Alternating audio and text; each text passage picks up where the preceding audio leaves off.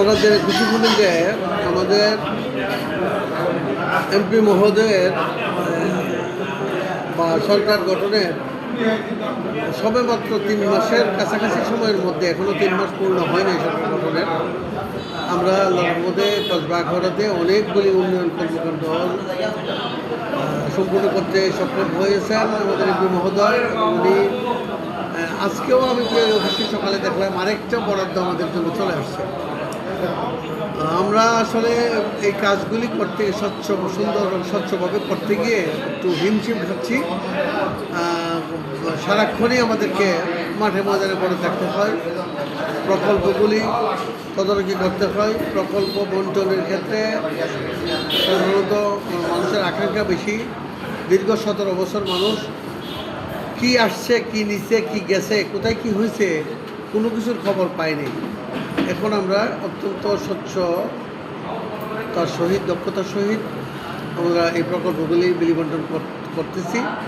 MP মহোদয়ের নির্দেশনা আছে যে আমাদের সরকার, আমাদের প্রধানমন্ত্রী জননেতা তারেক রহমান সাহেবের নির্দেশনা আছে এরকম যে আমরা যেন দলীয় লোকজন, আমরা যেন প্রকল্পগুলি বাস্তবায়নে তদারকিতে সক্রিয় থাকি। আমরা সেই মতো কাজ করে যাই। আমরা যারা মুশফিকুর রহমানের টিম যারা মাঠে কাজ করি, আমার জানা মতো আমরা যেই কজনই মাঠে আছি, কাহারও কোনো একটা মানুষেরও, কোনো একটা নেতার কর্মীরও একটু ফরসুক নাই। আমরা রাত দিন খাটতেছি, মাঠে কাজ করতেছি, জনসম্পৃক্ততা সৃষ্টি করতেছি, মানুষকে সম্পৃক্ত করে উন্নয়ন কর্মকাণ্ডগুলো চালিয়ে যাচ্ছি। এখনও 3টা প্রকল্পের কাজ আমাদের হাতে আছে। একটা হইল কিছুদিন আগে যে ঝড় তুফানে ক্ষতিগ্রস্ত হয়েছে মানুষ, তাদের জন্য বরাদ্দ, আর 2টা টিআর কাবিঘা বরাদ্দ।